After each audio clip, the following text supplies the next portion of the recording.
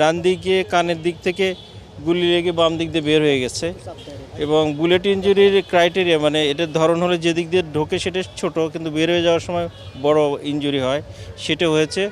এবং brain injury হলে ওখানে কিছু ব্রেন ফুলে ফেপে যায়, প্রেশার বেড়ে যায়, এটা যাতে ব্রেনের জন্য আরও ক্ষতিকারক কিছু এটাকে যাতে না হয় এই জন্য এখানে নিউরোসার্জনরা যারা ছিলেন Dhaka medical head of the department doctor Zahid Raihan সহ তার টিম, তারা এদিকে ব্রেনের যে মাথার খুলিটা একটা বড় করে খুলে দিয়েছে যাতে প্রেশার না বাড়ে।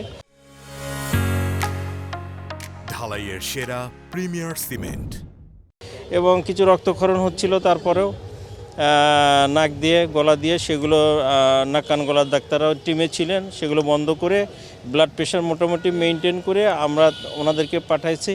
আমাদের সরকারি সিদ্ধান্ত ছিল যে ওনাকে আমরা সম্মিলিত সামরিক হাসপাতালে নিয়ে যাব, কিন্তু ওনার পরিবারের পক্ষ থেকে বিশেষ করে তার ভাই